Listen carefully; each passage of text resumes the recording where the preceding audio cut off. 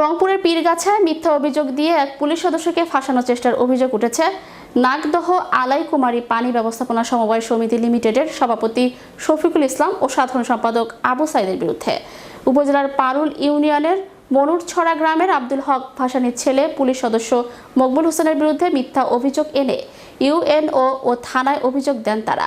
এ বিষয়ে পীরগাছা থানা উপপরিদর্শক সুশীল কুমার রায় বলেন, আমি অভিযোগের ভিত্তিতে তদন্তে গিয়েছিলাম। মকবুল হোসেন গাছ উপড়ে ফেলেছে এমন কোনো অভিযোগ পাইনি। খালখনন প্রকল্পের এলসিএস গ্রুপ একের সভাপতি। তো আমাদের খালখনন শেষ, এখন গাছ লাগানোর প্রকল্প। তো গাছ লাগানোর প্রকল্পের এখানে নিয়ম আছে, ম্যানেজিং কমিটির মিটিং হওয়ার কথা ছিল এবং সেখানে আবার পাশের যে উপকারভোগী জমি যাদের আছে, তাদের জমি আছে নিজস্ব জমিন, রেকর্ডি জমিন, এদের এই জমিনালাগুলোর সঙ্গে বসে গাছ লাগানোর একটা সিদ্ধান্ত নেওয়ার কথা ছিল। এরা এই সব কিছু না করে এরা নিজেদের ক্ষমতার বল দেখায় এবং ওই মানুষের রেকর্ডি সম্পত্তি, খাস ব্যতীত রেকর্ডের সম্পত্তিতে এরা গাছ লাগায়। তাদেরকে মানা করতে গেলে তারা থানায় অভিযোগ করে, মামলা করে, হুমকি দেয়।